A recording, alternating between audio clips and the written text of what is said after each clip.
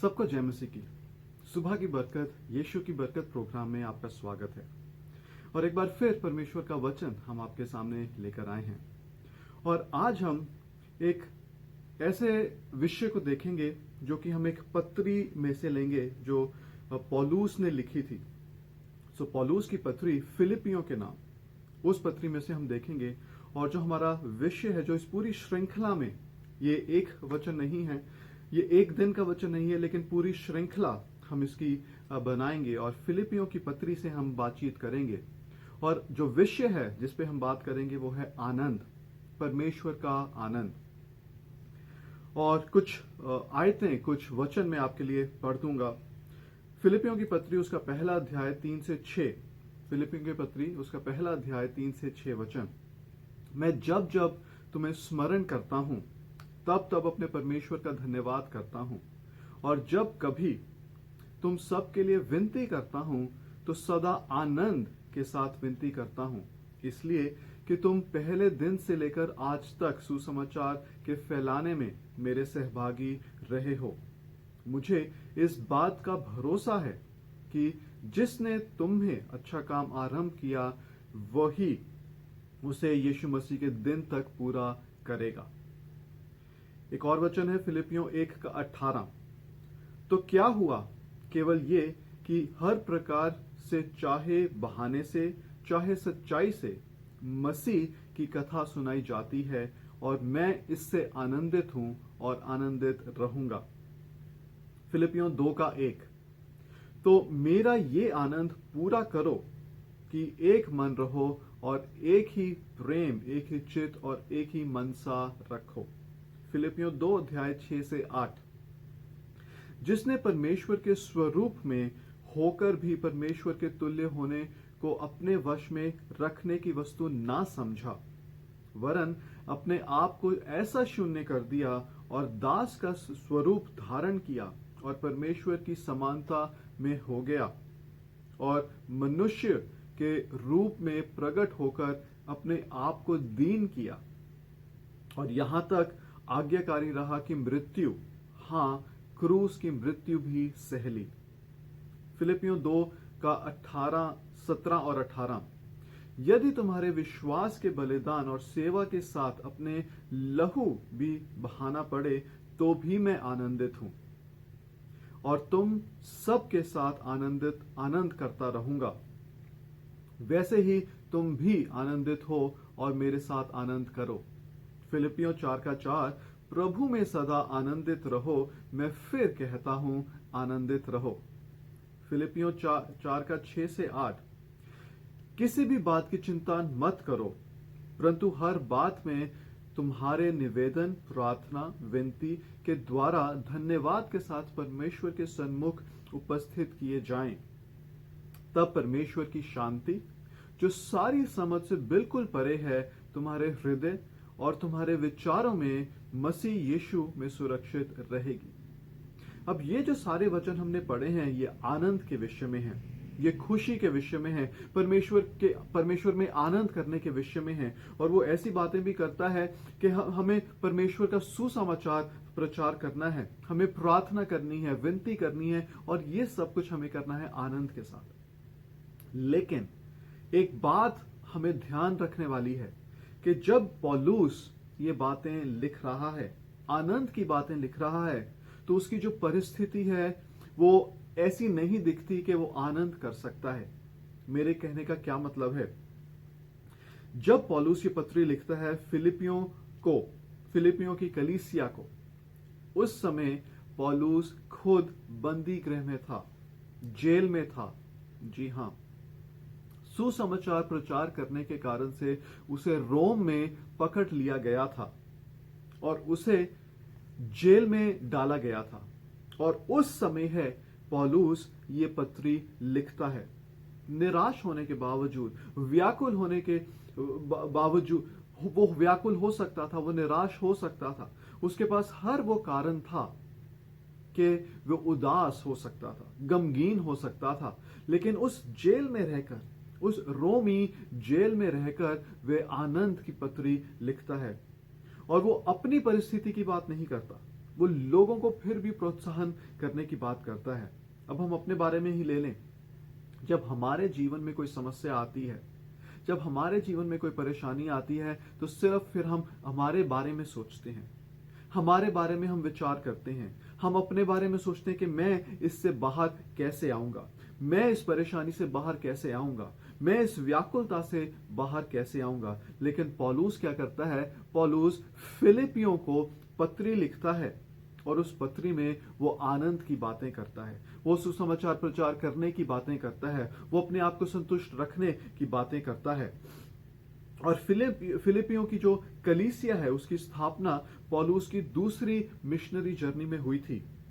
जब वो यात्रा कर रहा था, अलग अलग जगह जाकर, शहर शहर जाकर, देश देश में जाकर वो यीशु मसीह का प्रचार कर रहा था, तो वो फिलिपियों के देश में पहुंचता है और वहां पर वह प्रचार करता है। और प्रेरितों के काम उसके 16 अध्याय के 8 से 10 वचन में लिखा है कि रात को वो एक सपना देखता है और मैसेडोनिया का एक व्यक्ति है जो उसको पुकार रहा है, प्रार्थना कर रहा है कि तू हमारे पास आ, हमारे से बातचीत कर। और ये दर्शन देखकर, ये सपना देखकर वो फिर फिलिपियों के देश में जगह में जाता है और वहां जाकर वो प्रचार करना शुरू करता है। लेकिन वहां भी आसान नहीं होता। जब वहां पर वो प्रचार कर रहा है तब भी उसे जेल में डाला जाता है, तब भी उसे पकड़ लिया जाता है और वह जेल में पहुंच जाता है।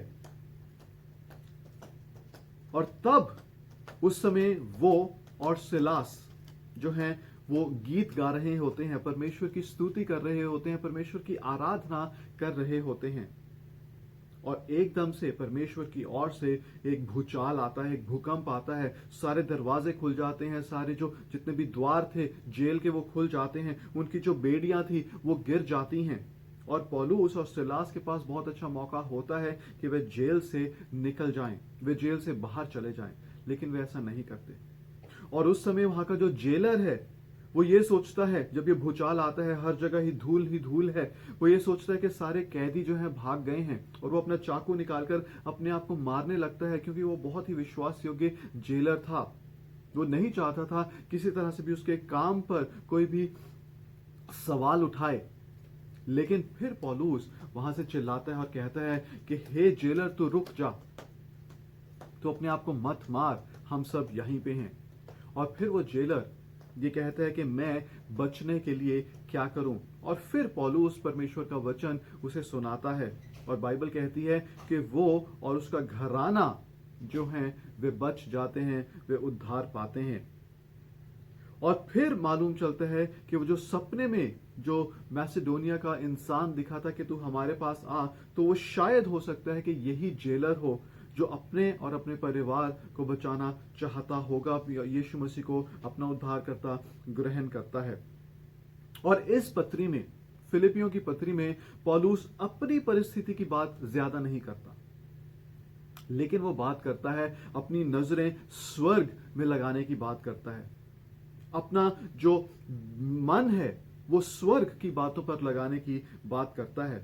वे यीशु मसीह पर अपना मन लगाने की बात करता है। किस तरह से परमेश्वर इंसान को बचाते हैं, किस तरह से उद्धार का जो परमेश्वर का योजना है उसको वो प्रकट करता है, उसको वो फिलिपियों की कलीसिया को बताता है। और ये जो संसार है, ये जो अंधकार से ढका हुआ है, उसमें से वो परमेश्वर की ज्योति प्रचार करने की बात करता है। और मत्ती रचित सुसमाचार में हम पढ़ते हैं, यीशु मसीह कहते हैं कि तुम जगत की ज्योति हो, और उसी ज्योति को प्रचार करने की बात पौलुस करता है। अब इस समय जब वो ये पत्री लिखता है, वो पौलुस के पास कोई भी कारण नहीं है कि वो आनंदित हो सके। जैसा मैंने पहले बोला कि वे जेल में है, जेल में उसको डाला गया है, सुसमाचार का प्रचार वो कर रहा था, लेकिन फिर लोग उसको पकड़कर जेल में डाल देते हैं और कहते हैं कि तो शहर में उपद्रव मचा रहा है। और अब पौलुस को मालूम नहीं है कि क्या होगा।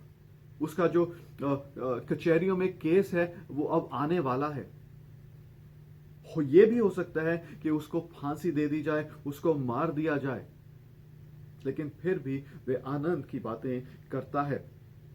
उसको एक रोमी सैनिक के साथ हमेशा बांधा जाता था, बिल्कुल भी 24 के 24 घंटे वे हमेशा सैनिक के साथ बंधा होता था। उसके पास अब ऐसा मौका नहीं है कि वो आजादी से रह सके। वो एक किराए के घर में है, जो कि हम पढ़ते हैं प्रेरितों के काम उसके 28 अध्याय के 30 से 31 वचन में। वो एक भाड़े के घर पर, एक किराए के घर पर रह रहा है, रोमी सैनिक उसके साथ है। वो बाहर जाकर सामूहिक तौर पर प्रचार नहीं कर सकता, लेकिन उस समय भी जो मन पौलुस रखता है वो सराहने योग्य है। और इस मन का जो पौलुस का था, इस व्यवहार का जो पौलुस का था, क्या कारण है?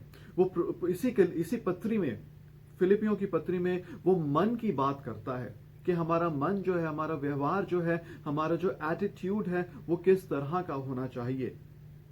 और उस एटीट्यूड को देखने से पहले हम 4 बातें देखेंगे जो हमारे आनंद को चुराती हैं। 4 ऐसी चीजें हम देखेंगे जिससे हम जो आनंदित हैं वो होने से हम रह सकते हैं। और यही चीज पौलुस भी बात करता है। पहली चीज है परिस्थितियां। आनंद से चुराने की जो पहली बात है वो है परिस्थिति। हमारे आसपास ऐसी परिस्थितियां हो जाती हैं जिस पर हमारा नियंत्रण नहीं है, और उन परिस्थितियों के कारण से हम अपना आनंद जो है वो खो देते हैं।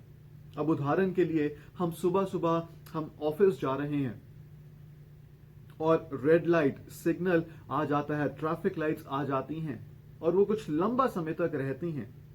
और जो रेड लाइट है, अब हमें जाना है, ऑफिस का टाइम हो रहा है, और क्योंकि जो रेड लाइट है, जो सिग्नल है, जो ट्रैफिक लाइट है, वो लाल है, अब हम गुजर नहीं सकते। और आप ये मान लें कि आप जा रहे हैं और खुदा ना करे कोई किसी और का एक्सीडेंट हो जाता है, जो रास्ता है वो ब्लॉक हो जाता है। इन परिस्थितियों पे हमारा नियंत्रण नहीं है, लेकिन अक्सर ये परिस्थितियां जो हमारे अनुकूल नहीं होती, वो हमारे आनंद से हमें वंचित कर देती हैं। वहां पर जब जैसे देरी हो रही है, हमारा जो आनंद है वो जाता रहता है, हम आनंदित नहीं रह पाते। उस परिस्थिति में हम अपने आप को आनंदित नहीं रख सकते। लेकिन हमें देखने की बात है कि इन परिस्थितियों में हमारा बिल्कुल भी नियंत्रण नहीं है। हम किसी तरह से भी उस रेड लाइट को, उस सिग्नल को, ट्रैफिक लाइट को हम हरा नहीं कर सकते। जो एक्सीडेंट हुआ है, हम किसी तरह से भी उससे हम भाग नहीं सकते, अब जो वो सामने हमारे है। तो क्या हम उस परिस्थिति में भी आनंदित रहते हैं?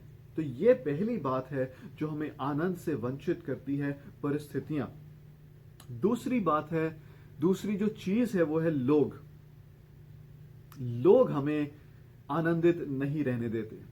वो कभी ना कभी वो कुछ ना कुछ ऐसा बोल देते हैं, कुछ ना कुछ ऐसा कर देते हैं कि हम अपने आप को आनंदित नहीं रख सकते। अब लोगों की ही बात अगर हम लें, तो कई बार हमने भी ऐसे काम किए हैं या ऐसी बातें बोली हैं जो कि लोगों के लिए ठोकर का कारण रही हो, और उनका आनंद चला जाता है जो हमने किया या जो हमने बोला। तो ये दोनों तरह से ही होता है। कई बार हम भी लोगों को के कारण से हम अपना जो आनंद है उसे खो देते हैं। लेकिन जब तक हम इस संसार में हैं, हम लोगों के बीच में रहेंगे, लोग हमारे आसपास रहेंगे। हम किसी तरह से भी अपने आप को अलग नहीं कर सकते, हम किसी तरह से भी अपने आप को एक घर में बंद नहीं कर सकते। लोग हमारे आसपास रहेंगे, हम लोगों के आसपास रहेंगे। तो क्या लोग हमारे आनंद को चुरा देते हैं? ये हमें सोचने की बात है, ये हमें विचार करने की बात है कि क्या हम इतने कमजोर हैं। मैं इसी तरह से इस बात को डालूंगा कि क्या हम इतने कमजोर हैं कि लोग हमारे आनंद को चुरा लेते हैं। तीसरी चीज, चीजें, वस्तुएं। हमारे आसपास अगर अब आप देखें, आप जहां पर बैठे हैं अपने आसपास देखें। आप अपने घरों में होंगे, हो सकता है आप ऑफिस में हो। अपने आसपास नजर घुमाएं, देखें कि आपके पास क्या क्या चीजें उस घर में, उस कमरे में मौजूद हैं। आपका फोन, आपका कंप्यूटर, आपके सोफे, आपके बिस्तरे, दीवारों पर जो लगी चीजें हैं, जो आपके घर में चीजें हैं। तो जब वो चीजें और उन कुछ चीजें हमें नहीं मिलती जिसकी हम बड़ी बड़ी लालसा रखते हैं, तो हमें सोचने वाली बात है कि क्या वो हमारा आनंद चुरा देती हैं। हाँ, टीवी, फ्रिज, वॉशिंग मशीन, बिस्तरे। अब एक बात, अगर आप एक मिनट के लिए इस बात पर विचार करें, क्या फ्रिज ही है जो आपको आनंद देता है? क्या टीवी ही है जो आपको आनंद देना चाहिए? क्या फोन ही है जो आपको आनंद देना चाहिए? क्या आपके घर की जो वस्तुएं हैं, क्या वो ही हैं जो आपको आनंदित करनी चाहिए? अगर हमारे पास वो नहीं है, तो क्या हम फिर भी आनंदित रहते हैं? क्या वो चीजें जो हैं, जो हमारे पास हैं, जिनके ऊपर हम मालिक होने चाहिए, कई बार इस तरह से होता है कि वो हमें अपना गुलाम बना लेती हैं। हम टीवी के बिना रह नहीं सकते, हम उसके गुलाम बन जाते हैं। हम फोन के बिना रह नहीं सकते, हम उसके गुलाम बन जाते हैं। मान के चलें, अगर हमारे फोन का चार्ज खत्म हो गया हो, कोई जरूरी काम नहीं है जो हमें फोन से करना है, बस हमें फेसबुक देखना है, हमें व्हाट्सएप देखना है, और अगर हमारा चार्ज खत्म हो गया है तो जो हमारा आनंद है वो कहाँ चला जाता है। हमारे घर में फ्रिज जो है वो खराब हो गया, टीवी जो है वो खराब हो गया। अब कोई बहुत ऐसी, अगर हम टीवी एक दिन के लिए नहीं देखेंगे तो कुछ हो नहीं जाएगा, लेकिन जब वो टीवी चलता नहीं है तो हमारा जो आनंद है वो चला जाता है। तीसरी चीज, चौथी चीज है चिंता करना। हम व्यर्थ ही चिंता करते हैं। यीशु मसीह बोलते हैं तो किसी बात की चिंता मत करना। क्या तुम अपने सिर में एक बाल भी उगा सकते हो, उसको काला या सफेद कर सकते हो? नहीं।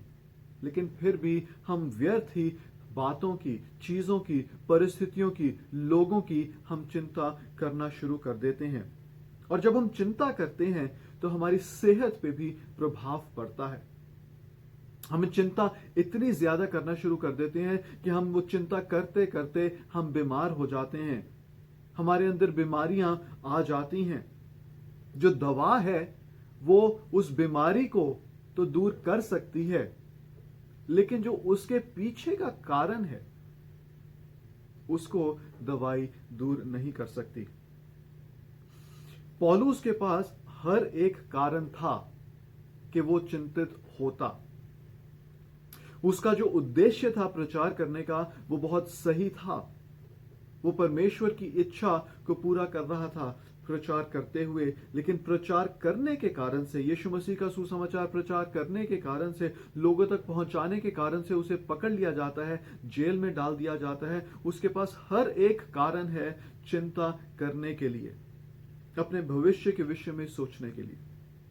लेकिन अभी हमने पढ़ा कुछ समय पहले फिलिपियों 4:4 में लिखा है कि प्रभु में सदा आनंदित रहो। मैं फिर कहता हूं आनंदित रहो। और ये वचन जो है वो उस जेल में से लिख रहा है, जब उसको बिल्कुल भी आशा दिखाई नहीं दे रही। उसको नहीं मालूम कि कल, परसों, अगले हफ्ते, एक महीने बाद उसको मार दिया जाएगा। उसको कोई भी चिंता, उसको कोई भी आशा दिखाई नहीं दे रही, लेकिन फिर भी वो उस परिस्थिति में भी परमेश्वर का धन्यवाद करता है। लोगों को कहता है कि परमेश्वर में सदा आनंदित रहो। मैं फिर कहता हूं आनंदित रहो। तो ये चीजें हैं जो आज के दिन हमने देखी हैं कि क्या परिस्थिति, क्या लोग, क्या चीजें, क्या चिंता मेरे आनंद को चुरा सकती हैं। ये हमें विचार करने की जरूरत है। इस पर हमें सोचने की जरूरत है कि क्या ये चीजें हैं जो हमें आनंद से चुराती हैं। हम लोगों के बीच में बैठे हैं, क्या उनके कुछ बोलने से, उनके कुछ कहने से, जिस पर हमारा नियंत्रण नहीं है, उन लोगों पर हमारा नियंत्रण नहीं है। और कई बार हमारे पति या पत्नी ही ऐसी बात कर देते हैं, ऐसा कुछ बोल देते हैं, ऐसा कुछ कर देते हैं, और उस पर भी हमारा नियंत्रण नहीं है। तो क्या वो परिस्थिति, वो लोग हमारे आनंद को चुराते हैं, या हम उसमें भी आनंदित रहते हैं, हम उसमें भी परमेश्वर का धन्यवाद करते रहते हैं? ये हमें विचार करने की जरूरत है। क्या हम इतने कमजोर हैं कि हमारे आसपास की परिस्थिति, लोग, चीजें हमें चिंतित कर देती हैं, और हमारे अंदर का जो आनंद है, जो प्रभु में हमें आनंदित होने की जरूरत है, प्रभु में हमें खुश रहने की जरूरत है, वो आनंद हमारा चला जाता है? तो आज जो इस श्रृंखला को हमने शुरू किया है फिलिपियों की पत्री में से, यहीं पर मैं समाप्त करूंगा। और ये सवाल मैं आपके सामने छोड़ रहा हूं कि क्या परिस्थिति, क्या लोग, क्या चीजें, क्या चिंता करना मेरे आनंद को चुरा सकते हैं, या मैं इनमें भी, जैसी भी मेरी परिस्थिति हो, जो भी लोग करते हैं, जो भी लोग बोलते हैं, उसमें भी मैं अपने आप को यीशु मसीह में आनंदित रख सकता हूं। आइए हम प्रार्थना करें। पिता परमेश्वर, हम धन्यवाद देते हैं इस वचन के लिए जो आपने हमें दिया है आनंद के विषय में। पौलुस जो फिलिपियों को ये पत्री लिखता है, पौलुस की उस समय परिस्थिति अच्छी नहीं थी। उसके आसपास के लोग उसके विरोध में थे, लेकिन फिर भी वे जेल में रहकर ये आनंद भरी पत्री लिखता है, लोगों को प्रोत्साहित करता है, सुसमाचार प्रचार करने की बातें करता है। परमेश्वर, हम अपने लिए भी प्रार्थना करते हैं कि आप हमारी भी सहायता, मदद कीजिए, ताकि हम अपने आप को आनंदित रख सकें। हम परिस्थितियों की चिंता ना करें, हम चीजों की चिंता ना करें, हम लोगों की चिंता ना करें कि लोग क्या करते हैं, क्या बोलते हैं। हम अपने आप को आप में आनंदित रखने वाले हों, खुश रखने वाले हों। धन्यवाद के साथ हम ये दुआ यीशु मसीह के नाम में मांगते हैं, आमीन। परमेश्वर आपको बहुत बहुत आशीष दे। जय मसीह की।